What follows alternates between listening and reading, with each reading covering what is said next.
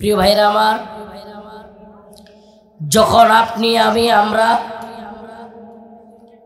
ঈদের কেনাকাটায় ব্যস্ত, মার্কেটিংয়ে ব্যস্ত, যখন আপনি আমরা সুন্দর সুন্দর জামা কাপড় কেনায় ব্যস্ত, কে কার চাইতে বেশি ঈদের মার্কেট করতে পারে সেটা নিয়ে ব্যস্ত, আপনি আমরা গোসল করে সুন্দর জামা কাপড় পরিধান করে বাচ্চাদেরকে নিয়ে শিরনি, সেমাই, রুটি খেয়ে ঈদগাহের মাঠে যায় এবং মাঠ থেকে ফিরে আবারও গরম গরম গরুর গোশত দিয়ে গরম গরম রুটি খাওয়ার আয়েশ উদযাপন করছি। কিছুক্ষণ পর ওই যে ঢাকায় থাকে বন্ধু বান্ধব, আত্মীয় স্বজন, প্রতিবেশী, তাদের সাথে চায়ের স্টলে গিয়ে আড্ডা দিচ্ছি, গল্প করছি। এলাকায় খেলাধুলার এক মাথোয়ার অবস্থা, এলাকার মধ্যে সব দিকে আনন্দমুখর পরিস্থিতি। বিকালে একসাথে পেপসি, 7 আপ কিংবা কোকা কোলায় টান দিচ্ছি, আর ওদিকে আমার ফিলিস্তিনের গাজায় টনকে টন বোমা ফেলে বর্বর ইসরায়েলি বাহিনী আমার আপনার মুসলমানদের প্রথম কিবলা বাইতুল মাকদিসের অধিবাসীদেরকে পৃথিবী থেকে নিশ্চিহ্ন করে দেওয়ার সম্পূর্ণ প্ল্যান করে ভবনগুলোতে একের পর এক বোমার আঘাত করতেই থাকলো এবং সেই বোমার আঘাতে বোমার স্ফুলিঙ্গ যতটুকু উপরে উঠছে, বোমার ধোঁয়া যতটুকু উপরে উঠছে, তার চেয়েও উপরে উঠতেছে মুসলমানদের লাশ। একদিকে আনন্দ, ঈদের উদযাপন, একদিকে আমরা ব্যস্ত ঈদের আনন্দ নিয়ে, উদযাপন নিয়ে, বাচ্চাদের কাপড় পরায়, নিজেরা মাঠে যায়, সেমাই পিন্নি খায়, আবার আইসা গরুর গোশত খায়। আরেকদিকে নির্যাতিত ভূখণ্ডের মুসলমানরা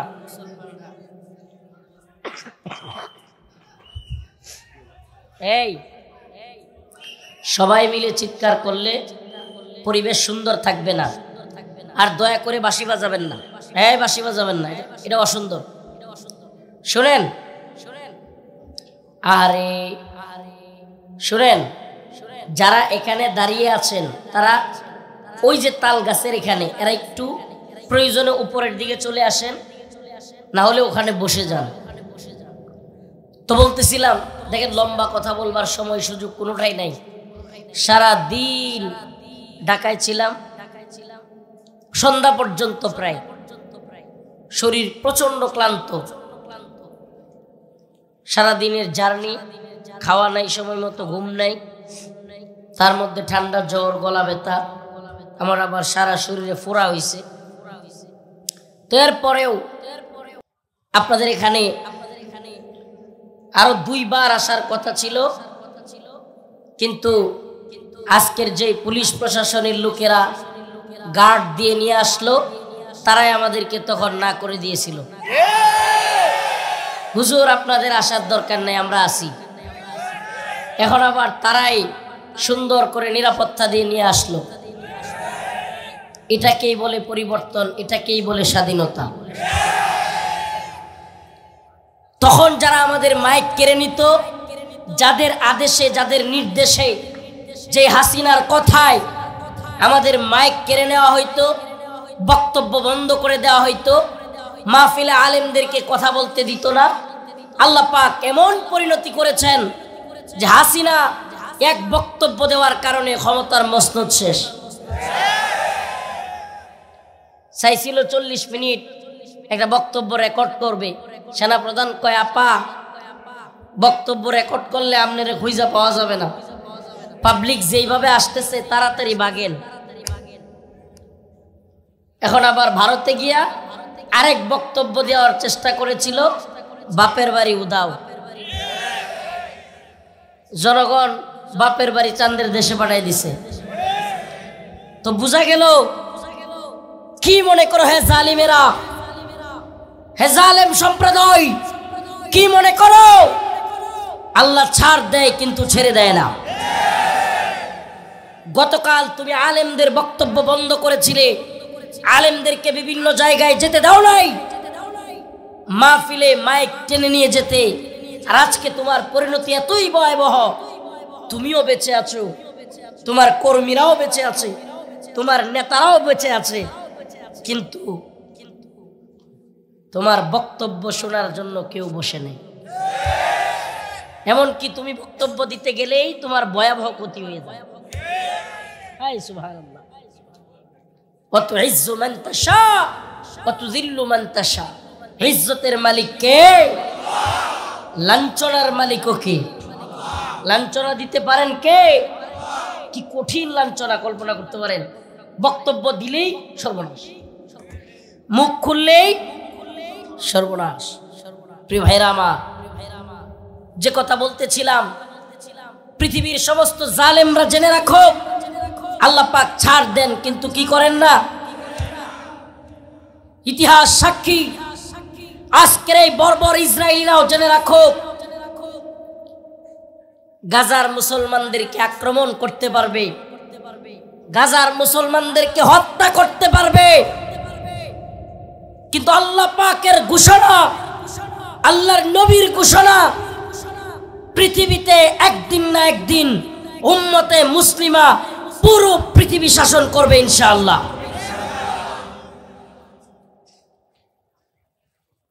গাজায় আক্রমণ হয়েছে, আল্লাহ পাক পুরো পৃথিবীর উম্মতে মুসলিমার মধ্যে একটা জাগরণ তৈরি করে দিয়েছেন। আপনি বলবেন হুজুর এই জাগরণ দিয়ে কি হবে, জামার আর তোমার এই লইতেছে। তাইলে আপনারে বলি 2021 সালে হাসিনাও কিন্তু কম আলেমদেরকে গ্রেফতার করে নাই। যখন সব আলেমরা জেলখানায়, তখন স্কুল কলেজ ভার্সিটির পোলাপান আন্দোলনে নামছে। আপনি বলবেন লাভ নাই, আমি বলবো আল্লাহ পাক এমনি এমনি অবস্থান তৈরি করেন না। আল্লাহ পাক যখন জালেমদের লাফালাফি, জালেমদের হুঙ্কার ঝংকার, ক্ষমতার দাম্ভিকতা এমন পর্যায়ে চলে যায় যে তারা নিজেকে মনে করে আনা রব্বুকুমুল আলা, আমি সব চাইতে বড় প্রভু। ওই পর্যায়ে যখন জালেমরা চলে যায় এবং নিজেদের ক্ষমতা নিয়ে বড়াই করে, ক্ষমতার মসনদকে নিজেদের প্রভুত্বের মসনদ মনে করে, নাউজুবিল্লাহ, আমাদেরকে ফেলে দিবে এমন শক্তি বাংলাদেশে নাই, আমরা পালাই না, এই করি না সেই করি না। কিংবা এখনো ওই ইসরায়েলি জালেমরা নিজেদের ক্ষমতার দাম্ভিকতায় অহংকারে মেতে উঠেছে, আমরা গাজাকে মাটির সাথে মিশিয়ে দিব। এই দাম্ভিকতার অহংকার যখন আকাশ চুম্বি হয়ে যায়, আল্লাহ কয় থাম। সুবহানাল্লাহ। আল্লাহ কি কয়? থাম, লাফালাফি অনেক করেছিস, এইবার তোদেরকে ধরার পালা। সুবহানাল্লাহ। ইতিহাস সাক্ষী, ফেরাউন নমরুদদের পরিণতি কত ভয়াবহ ছিল, ঠিক কি ঠিক না? মশা মাছি দিয়েও তাদের ভয়াবহ পরিণতি করেছিলেন। ইতিহাস সাক্ষী, বদরে 313 জনকে দিয়ে আল্লাহ পাক কাফেরদের বিশাল বাহিনীকে পরাজিত করেছিলেন। ইতিহাস সাক্ষী, হিন্দুস্তানে মোহাম্মদ বিন কাসিম ওনার ছোট্ট কাফেলা দিয়ে হিন্দুস্তান বিজয় করেছিলেন। ইতিহাস সাক্ষী, কিছুদিন আগেও ওই আমেরিকান লাল কুত্তার দল আফগানিস্তানে আইসা অনেক লাফালাফি করেছিল, আফগানকে মাটির সাথে মিশিয়ে দিব, দুলুর সাথে মিশিয়ে দিব। জর্জ ডব্লিউ বুশ দাম্ভিকতা নিয়ে বলেছিল তালেবানকে পৃথিবীর ইতিহাস থেকে নিশ্চিহ্ন করে দিব। আজকের পৃথিবীতে তালেবান আছে, আফগানিস্তান আছে, সগর্বে আফগানরা নিজেদের কল্লা উঁচু করে, শির উঁচু করে আফগানের তালেবানরা দাঁড়িয়ে আছে, নাকে খত দিয়া বাপ ডাইকা সাইরা দেমা কান্দাবাসী বইলা জর্জ ডব্লিউ বুশের প্রেতাত্মারা আফগান থেকে বিদায় নিতে বাধ্য হয়েছে। পরিণতি কতই না ভয়াবহ, পরিণতি কতই না ভয়াবহ। আমরা বুঝতে পারি না, আমরা হতাশ হয়ে যাই। হায় হায়, কি হচ্ছে কি হচ্ছে কি হচ্ছে। মুরব্বী যারা আছেন বলেন তো, 2001 সালে আফগানিস্তানে প্রথমবার যখন আমেরিকার হামলা শুরু হইল, হামলা কি নরম হামলা ছিল না অনেক গরম? 5-6 বছর পর্যন্ত তালেবানরা পাল্টা একটা অ্যাটাক করছে, এই নিউজও পাওয়া যায় নাই, প্রায় 2006 সাল পর্যন্ত। কত? হ্যাঁ, বর্তমান প্রজন্মের যুবকেরা ইতিহাস শুনো, ইতিহাস জানতে হবে, নাইলে হতাশ হয়ে যাবা। হাইরে মুসলমান খালি মার খায়, মুসলমান খালি মার খায় না, মাঝে মাঝে লাথি দিয়া ধরলে গলার মধ্যে এমন ভাবে ধরে করতে করতে এরপর বাপদাইকে বিদায় নেয়। ওই ইতিহাস জানতে হবে।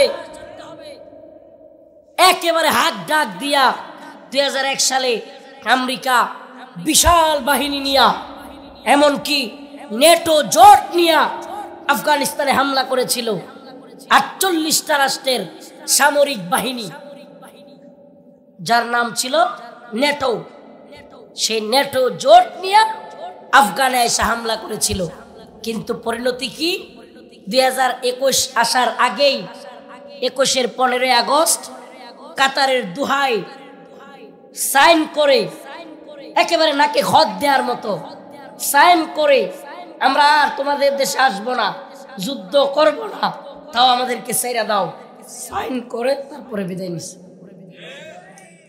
সুবহানাল্লাহ বলবেন না?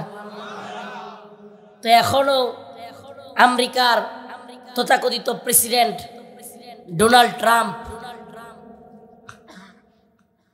এর দেখলেই বোঝা যায় যে পৃথিবীর লিডিং কেমন পাগলদের হাতে। আফসোস, বুঝতেছেন আপনি? পৃথিবীর লিড নেতৃত্ব যে কত বড় পাগলদের হাতে। লাইভ মিডিয়ায় সাংবাদিকদের সামনে ইউক্রেনের প্রেসিডেন্ট ভ্লাদিমির জেলেনস্কির সাথে ঝগড়া লাগাই দিয়েছে ট্রাম্প। চিন্তা করতে পারেন, পৃথিবীর সবচাইতে বড় বড় রাষ্ট্রগুলোর পাওয়ারফুল প্রেসিডেন্ট মিডিয়ার সামনে ছোট বাচ্চাদের মতো কি করে, দেখেন না ভিডিও, ঝগড়া করে। এদের হাতে আজকে বিশ্ব। আর এদের কথায় আমাদের দেশের কিছু বুদ্ধিজীবী আর সুশীল আতেল গোবর দিয়া যেগুলোর মাথা ভরা, এদের কথাই এরা চলে। প্রিয় ভাইরা আমার, আমরা তো আমেরিকার গণ্ডির ভিতরে থাইকা আমেরিকার কথা মাইনা আমেরিকার ইসলাম পালন করি না। আমার কথা মনে হয় বুঝাইতে পারি না। আমেরিকান গণ্ডির ভিতরে থাইকা পশ্চিমারা যতটুকু চায়, ওই গণ্ডির ভিতরে থাইকা পশ্চিমাদের ইসলাম আমরা পালন করি না, আমরা আল্লাহ এবং তার রাসূলের ইসলাম পালন করি। আমি আজকে গত রাত্রে হঠাৎ করে ভীষণ কষ্ট লাগতেছিল। আল্লাহ মাফ করুক, আল্লাহ তুমি আমার মাফ করে দাও, জাস্ট এই উম্মাকে জানানো উদ্দেশ্য, আর কিছু না। নিজের কোনো ধরনের ইয়া বোঝানো না। গতকালকে দুপুরে আমার ঘরের পাশেই বাড়ির পিছনের দরজায় একটা আম গাছ আছে, পুকুর পাড়ে। ওই আম গাছটার নিচে বৈশা ফিলিস্তিনের ভিডিওগুলো দেখতেছিলাম, আর চোখ দিয়ে অজুরে পানি পড়তেছিল। সকালবেলা খাইতে পারতেছিলাম না, আম্মা বলতেছে খাবা না। সেই রাত্রে কখন খাইছি, দুপুর পার হয়ে গেছে, কিন্তু খাইতে ইচ্ছা হচ্ছে না। ওই আম গাছের নিচে বসে বসে কান্না করতেছিলাম। হায় হায়, সারা পৃথিবীতে 100 কোটির উপরে মুসলমান, অথচ এই কোটি কোটি মুসলমান থাকা সত্ত্বেও, এত এত নামদারি মুসলিম রাষ্ট্র থাকার পরেও, এত এত সেনাবাহিনী থাকার পরেও এইভাবে আমাদের প্রথম কিবলা আল আকসার অধিবাসীদেরকে নিশ্চিহ্ন করে দেওয়া হচ্ছে। এত কষ্ট লাগতেছিল কিছু ভিডিও দেখা, এত অন্তরের মধ্যে কঠিন কষ্ট লাগতেছিল। বোমার আঘাতে, বোমার দোয়ার সাথে মানুষ উঠতেছে, এই পরিস্থিতিগুলো দেখা এমনকি ওই মানুষদেরকে মাইরা ওই উন্মাদরা মদ পান করতেছে, হাসাহাসি করতেছে। সাংবাদিক ছোট্ট একটা বাচ্চাকে গিয়ে জিজ্ঞেস করছে, ছোট্ট একটা বাচ্চাকে সাংবাদিক প্রশ্ন করেছে, এই ঈদে তুমি কি চাও? এই যে ঈদ, ঈদের মধ্যে তুমি কি চাও? ছোট্ট বাচ্চাটা বলে, আমি অনেক দিন হয়ে গেল, প্রায় 2-3 দিন হয়ে গেল আমরা কিছু খাই না, ঘাস খাচ্ছি, ঘাস। আমাদেরকে ঈদে একটা রুটির ব্যবস্থা করে দেয়।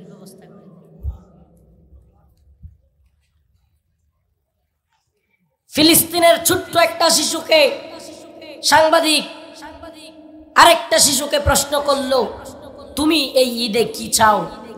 ওই ছোট্ট শিশুটা বলতেছে, আমি ঈদে কিছুই চাই না, ওই যে উপর থেকে বিমান থেকে যে বোমা পড়ে, এই ঈদের মধ্যে যেন অন্তত আর বোমা না ফেলে। ছোট্ট বাচ্চা আরেকটাকে সাংবাদিক প্রশ্ন করেছে, ঈদের মধ্যে তোমার কি চাওয়া? ছোট্ট বাচ্চাটা বলতেছে, আমি কিছুই চাই না, আমার আব্বাকে পাচ্ছি না, আমি চাই আমার আব্বার আঙ্গুল ধরে ধরে ঈদগাহের মাঠে যাব। ও মুসলমান ইমানদার, আপনি আমি বা আমরা যারা সন্তানের পিতা, আল্লাহ পাক যাদেরকে সন্তান দিয়েছেন, চিন্তা করতে পারেন ছোট ছোট বাচ্চা বোমার আঘাতে, বোমার স্পিন্টারের আঘাতে ক্ষত বিক্ষত হয়ে যাচ্ছে দেহ। হসপিটালে নিয়ে গেলেন চিকিৎসার জন্য, যায় দেখেন ইনজেকশন করে ওই জায়গায় সেলাই করবে, ওই ইনজেকশন পর্যন্ত নাই। কল্পনা করা যায় ওই কাটার মধ্যে ইনজেকশন ছাড়াই ডাক্তার সেলাই করতেছে। মনের মধ্যে কষ্ট আর ধরে রাখতে পারলাম না, অন্তর ফেটে যাচ্ছিল। হায় আফসোস, কি করব, কি করা দরকার। এই ভিডিওগুলো দেখতেছিলাম আর চিন্তা করতেছিলাম। হঠাৎ করে মনে হলো, আরে এই ইসরায়েল আজকে এই মুসলিমদের উপর এই জেনোসাইড কিংবা গণহত্যা চালাতে পারতেছে, এর একটাই কারণ, আমেরিকা এবং ডোনাল্ড ট্রাম্পের সহায়তা। আমেরিকা এবং এই ডোনাল্ড ট্রাম্প, সে একেবারে প্রকাশ্যে ঘোষণা দিয়েছে সে গাজাকে মাটির সাথে মিশিয়ে দিবে এবং সেখানে নাকি সে পার্ক করবে, পার্ক। কল্পনা করতে পারেন কতটা সাইকো এবং কতটা নিকৃষ্ট মানসিকতার এরা লালন করে, যে একটা মুসলিম জনপদকে নিশ্চিহ্ন করে তারা কি করবে। প্রিয় ভাইরা আমার, এরাই আবার মানবতার স্লোগান দেয়, এরাই আবার মানবাধিকারের কথা বলে, এরাই আবার মানবাধিকারের গলাবাজি করে। ইউক্রেনের 2টা বাচ্চা মারা গেলেই এরা পুরো পৃথিবী কাঁপায়া দেয়। এদের কাছে ইউক্রেনের বাচ্চাদের মূল্য আছে, কিন্তু ফিলিস্তিনের শিশুদের কোনো মূল্য নেই।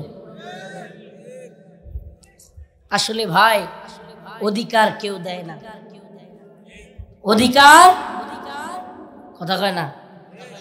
এই পৃথিবীতে অধিকার কেউ, অধিকার আদায় করে নিতে হয়। ওই ট্রাম্পকে বুঝিয়ে দেওয়ার সময় এসেছে, মুসলমানরা নতজানু নয়, ইতিহাস জানতে হবে।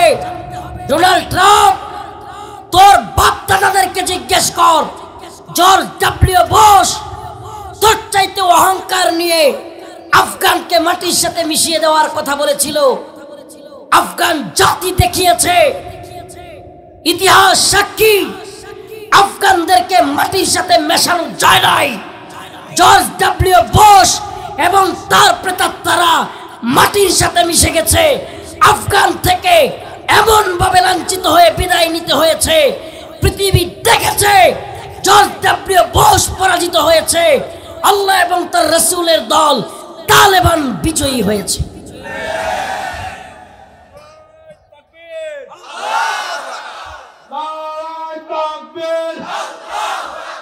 বদরের হাতিয়ার আমার ভাই বলল কেন?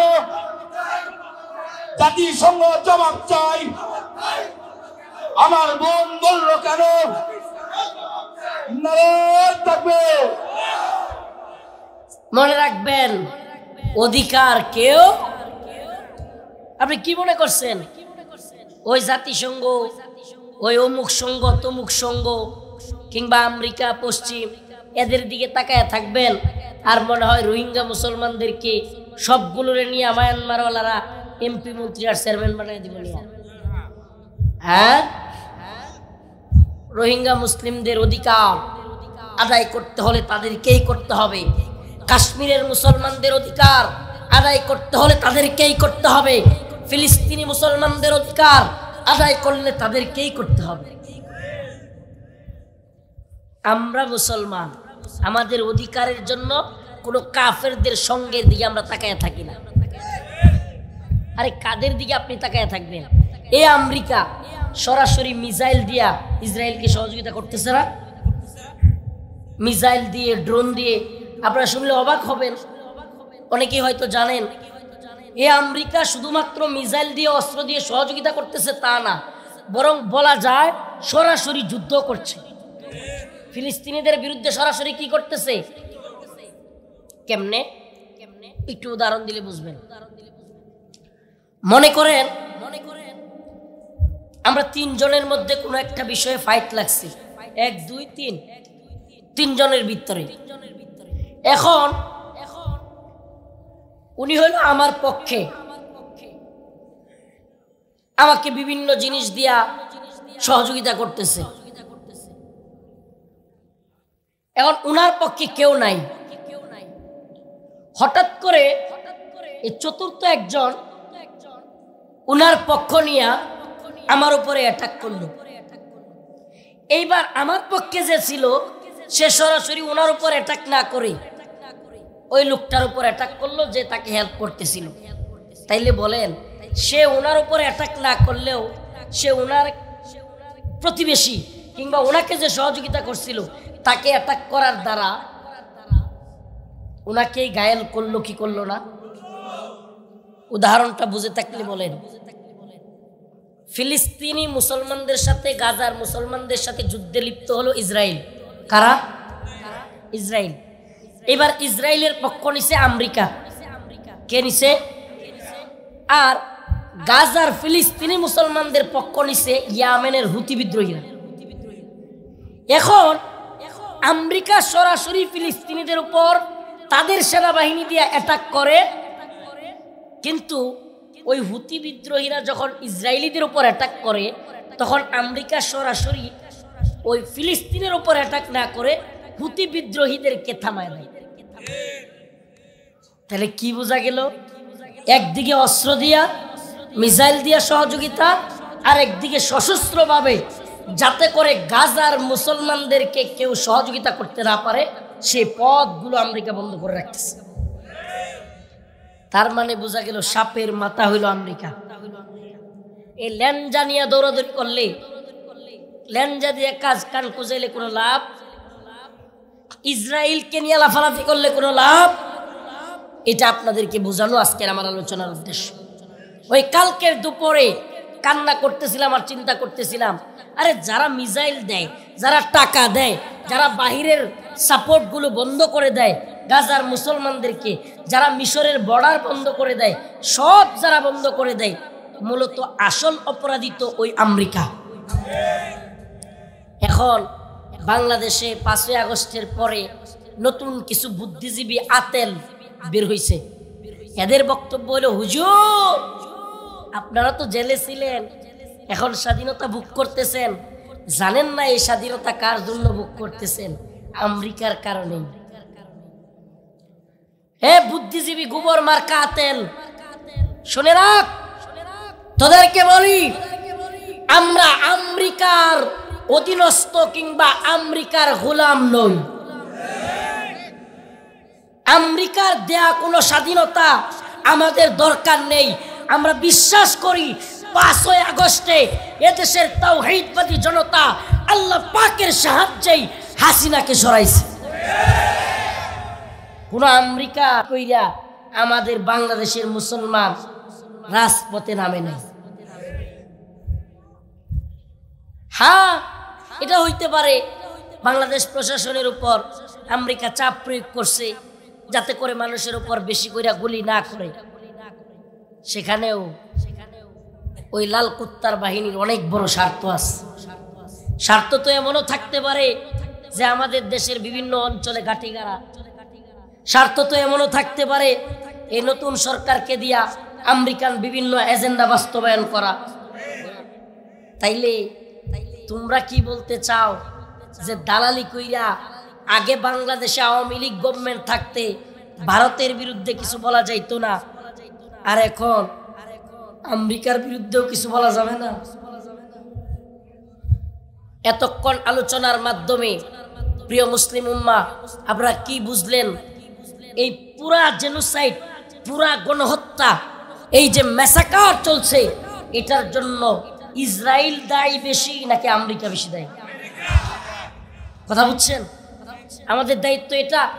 আজকে এজন্য গভীর রাতে চিন্তা করতেছিলাম, আল্লাহকে সাক্ষী রেখে বলি, কারোর সাথে পরামর্শ করি নাই, চিন্তা করছি আল্লাহ বৈশ্বিকভাবে মুফতিয়ানে কেরাম ফতোয়া দিচ্ছেন, উলামায়ে কেরাম ওপেন ফতোয়া দিয়েছেন, গাজার বর্তমান পরিস্থিতিতে পৃথিবীর যে প্রান্তে যে মুসলমান আছে তার জন্য জিহাদ করা ফরজে আইন। সব মুসলমানের জন্য জিহাদ কি? তাহলে আমার উপরেও ফরজে আইন।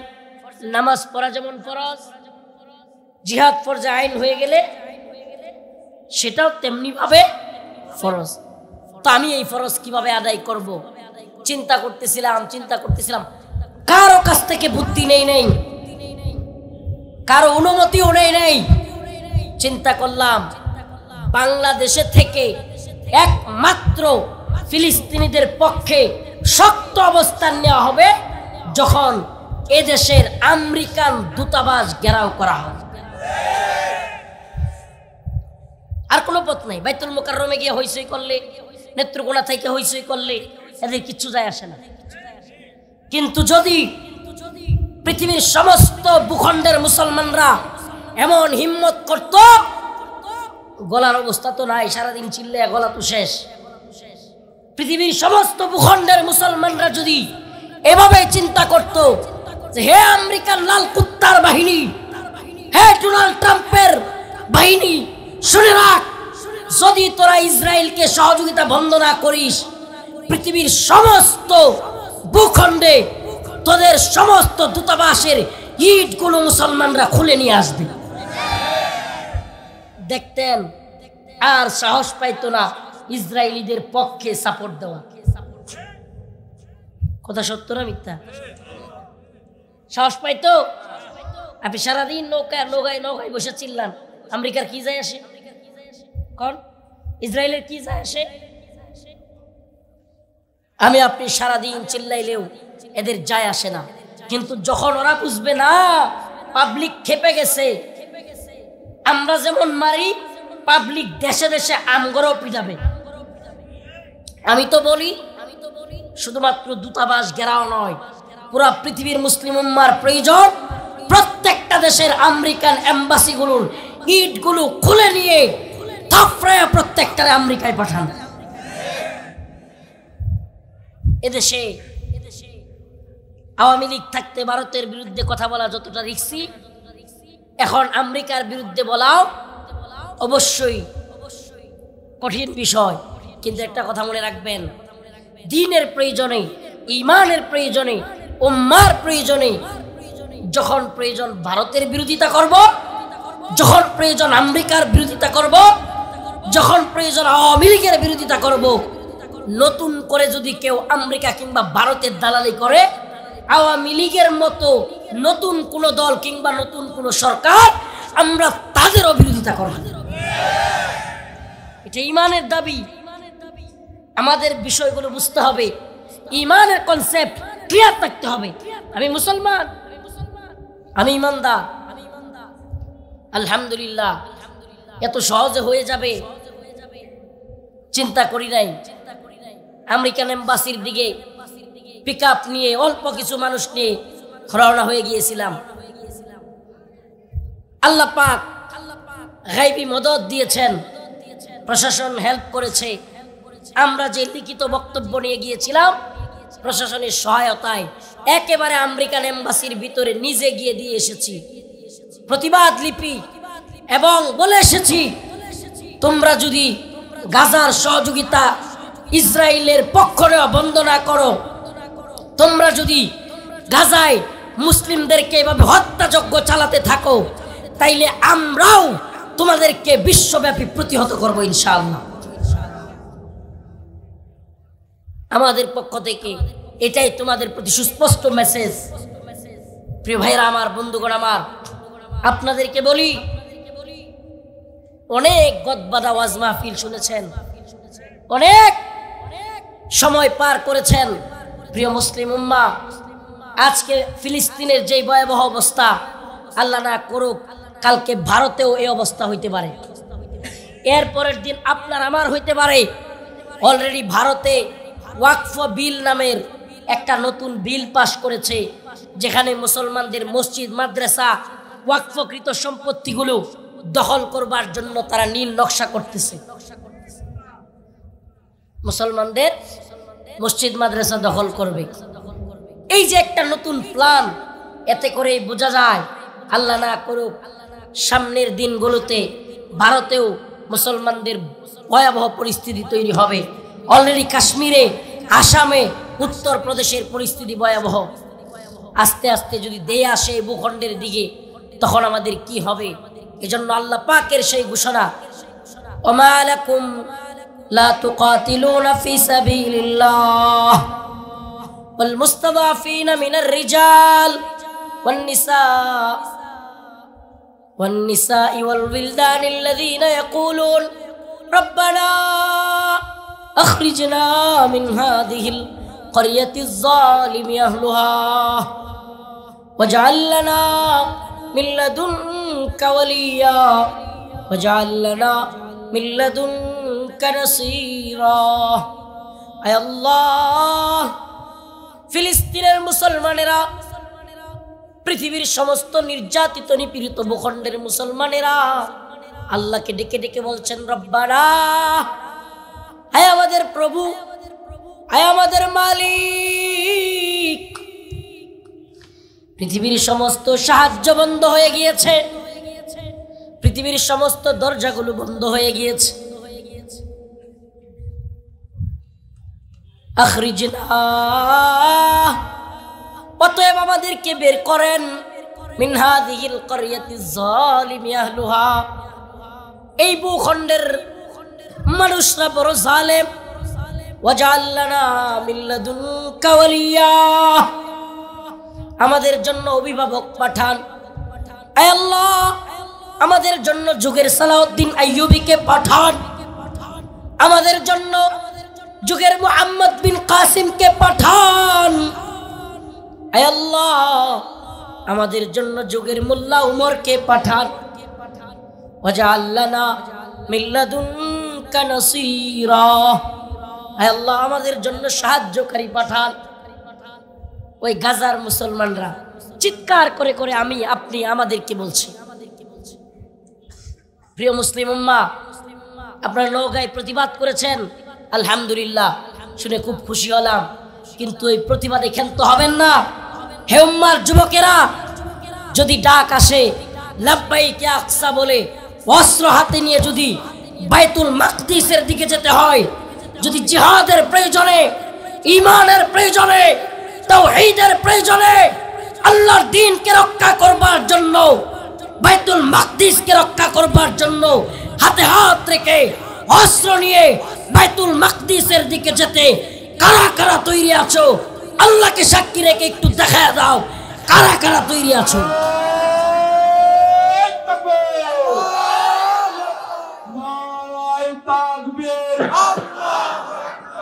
দুনিয়ার মুসলিম জেগেছে রে জেগেছে, জেগেছে রে জেগেছে, ফিলিস্তিন ফিলিস্তিন, একটাই অধিকার, জাতিসংঘ জবাব চাই। আমার ভাই মরল কেন? আমার বোন মরল কেন? ট্রাম্পের দুই গালে, নেতানিয়াহুর দুই গালে, নারায়ে তাকবীর। হে মুসলিম উম্মাহ, ঘরে বসে থাকবার সময় নাই। ওরা আমাদেরকে বোম মারবে, গুলি করে মারবে, আর আমাদেরকে শিখাবে শান্তি শান্তি ওম শান্তি। বুঝেন নাই? আমাদেরকে পাউডার মেরে মাটির সাথে মিশিয়ে দিবে, আর আমাদেরকে বলবে ইসলাম মানে শান্তি, ইসলাম মানে শান্তি। আরে বেটা, ইসলাম মানে শুধু শান্তি না, ফায়াকতুলুনা ওয়া ইউকতালুন। একটারে মারলে আমরাও তোদের একটারে মারব। মায়ের খাওয়াও সুন্নত, ইসলামের প্রয়োজনে মায়ের দেওয়াও সুন্নত। তৈরি আছেন তো ইনশাআল্লাহ? তৈরি আছেন তো ইনশাআল্লাহ? খাস করে দোয়া করবেন।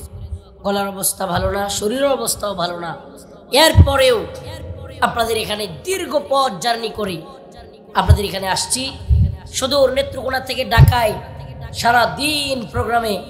এরপরে আপনাদের এখানে আমার জন্য খাস করে দোয়া করবেন, আমি আপনাদের জন্য দোয়া করি।